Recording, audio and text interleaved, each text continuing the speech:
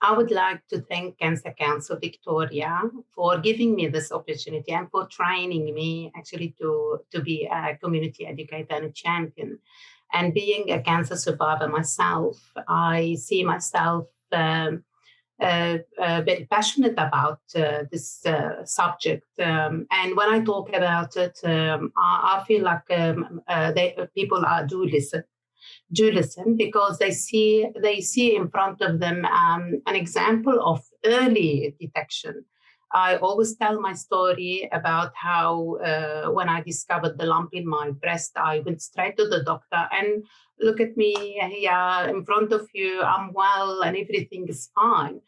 So, being a story coming from a cancer survivor and having experienced all of these things, it actually gives confidence and confidence and to the community members to actually go and screen for early detections. It's a live stories are very powerful message because I remember when one of my groups, actually a male, he talked about when he first arrived to Australia, when he did the bowel test, and actually they found the lump, they found a tumor, they removed it, and he said to them, "I am alive today because of that test I've done."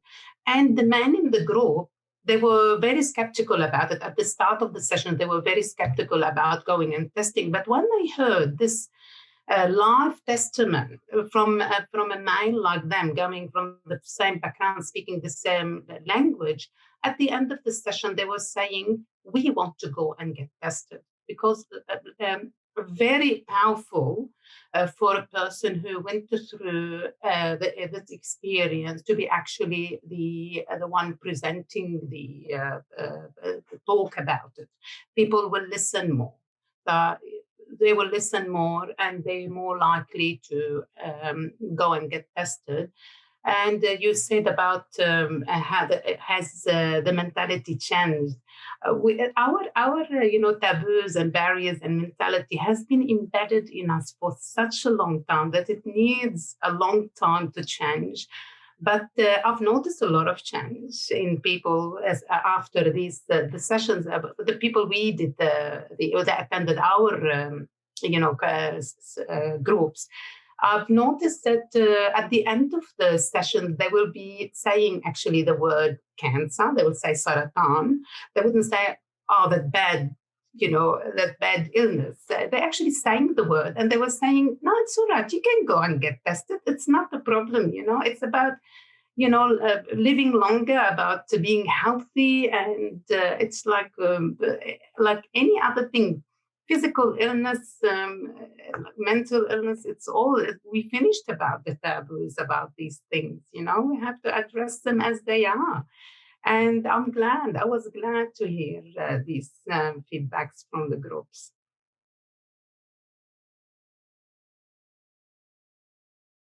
So about the key learning with our partnership is as both, as I said, both organization, we learn from each other and we bring our expertise to the project to be successful.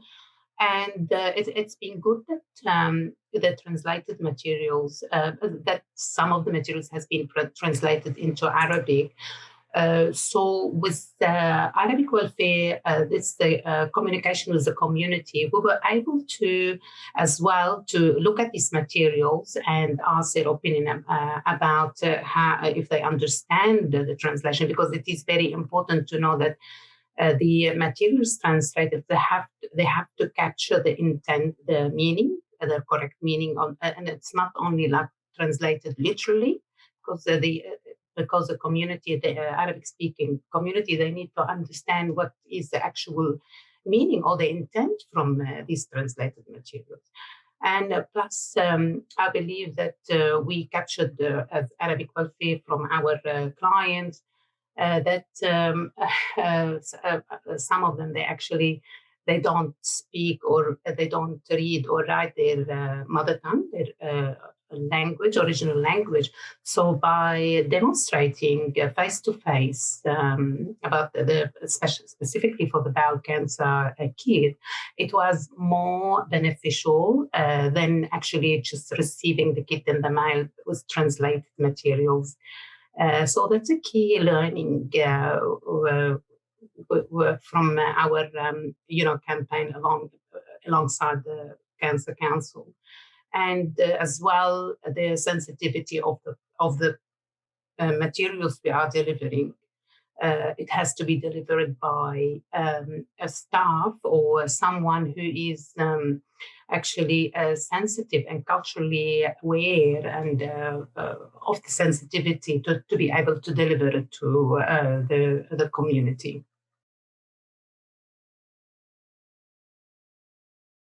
Yes, on that subject, Osman, we found that when we did the Ophelia project and the underscreened program, the bowel cancer, the breast cancer, when we delivered the information, it was you feel like there was a momentum.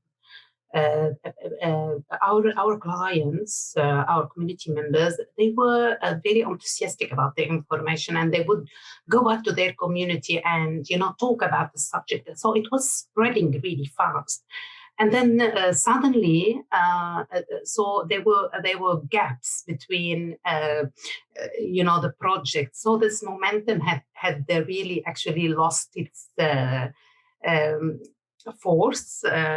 So what I found from all these projects we have run together, that while we were doing the campaign and talking about it and encouraging people to go out there and talk to and give out the information to their people, to their families, it was successful and it was spreading, and people they were actually encouraged to go and do the testing.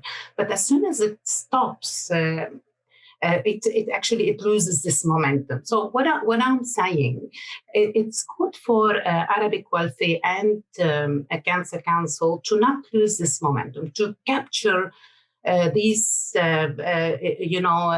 enthusiasm and this information and this momentum, and just keep going with it. The campaign has to reach more and more people, because we were anticipating to reach even more people. And don't forget that there are more people coming to Australia, since we've done the last year or the year before program. So we need to continue and with these programs and these projects. And because Arabic Welfare is a non-for-profit organization, we actually always welcome additional funding to enable us to actually deliver these programs and be always in communication with our communities about the importance of screening.